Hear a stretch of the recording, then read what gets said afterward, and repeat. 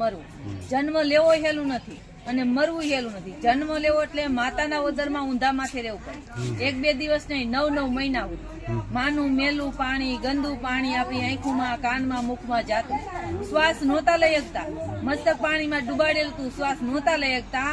ત્યારે આપણે પરમાત્માને વિનંતી કરતા, હે પરમાત્મા, હે કુદરત, હે રામજી, મને આ દુઃખમાંથી એકવાર છોડું. 24 કલાક રામ રામ રે. 24 કલાકનું આજ આપણે કહીને આવ્યા છે, પણ આજ આપણી પાસે સમય નથી, ટાઈમ નથી. કોઈને કઈક બેહો 2 મિનિટ તો શું કે અમારી પાસે ટાઈમ નથી, સમય નથી. પણ મનુષ્ય દેહ શું કામ મળ્યો આપણને? કહા સે આયા કહા જાયેગા, ખોજ કરો અગલે ઘર કી. સદગુરુ મિલે તો શાન બતાવે, ખોલ દેવે અંતર.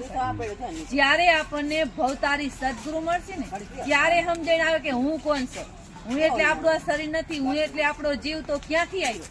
એક વાર મનુષ્ય દેહ નહોતો મળ્યો ત્યારે આ જીવ ક્યાં હતો, અને હજી પણ આ શરીર છોડીને જીવ જાય છે તો ક્યાં જાય છે એની આપણે ખબર હોવી જોઈએ કે નહીં? અત્યારે નથી, પણ સદગુરુ મળે તો એની સમજણ આવે કે આ જીવ ક્યાંથી આવ્યો ને ક્યાં જવાનું. આપણો જીવ બહુ દુઃખ ભોગવે છે. અરે જન્મવાના દુઃખ, મરવાના દુઃખ, ગટપણના દુઃખ, ગર્ભના દુઃખ, 84 ના દુઃખ, નરકના દુઃખ, જમનો માર, બધાય દુઃખ આપણો જીવ ભોગવે છે, બહુ ભોગવે છે, બહુ દુઃખ પામે છે.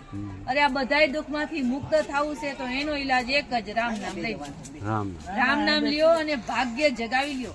આ જેવો અવસર મોકો મળ્યો છે, વારંવાર મનુષ્ય દેહ નહીં મળે. દેવ કરતા દુર્લભ માનવ દેહ. દેવતા મનુષ્ય દેહ ની ચાહના રાખે. બ્રહ્મા, વિષ્ણુ, મહાદેવ, 33 કરોડ દેવતાના રાજા ઇન્દ્ર મનુષ્ય દેહ માંગે. ઓહો પ્રભુ માં નવતન દીજે ભરતખંડ કે માય. કેવલ ભક્તિ કરું સંત સેવા, ઓર કર્યા કચું નહીં. કોણ કહે છે? ઇન્દ્ર બોલે છે કે પરમાત્મા મને મનુષ્ય દેહ આપો ને તો ભારતમાં આપો. હું કેવલ રામ નામની ભક્તિ કરીશ, રામ નામી સંતોની સેવા કરીશ. કોણ બોલે છે? ઇન્દ્ર. અને જે જગ્યાએ ઇન્દ્ર મનુષ્ય દેહ માંગે છે એ જગ્યાએ મનુષ્ય દેહ આપણે મળી ગયો ભારતમાં જ. ભારતમાં જ મળ્યો કે નહીં? આપણે મનુષ્ય દેહ ભારતમાં મળ્યો. અને આપણે શું કરવા લાગ્યા? મારા દીકરા, મારા મકાન, મારું કુટુંબ, મારું પરિવાર. અરે મારું મારું કહીને મેળવું તારું નથી તલભાર. આપણું તલભાર નથી, રતિ ભાર નથી, કારણ કે આપણા જીવની હારે કાંઈ નહીં હાલે એટલે આપણું નથી.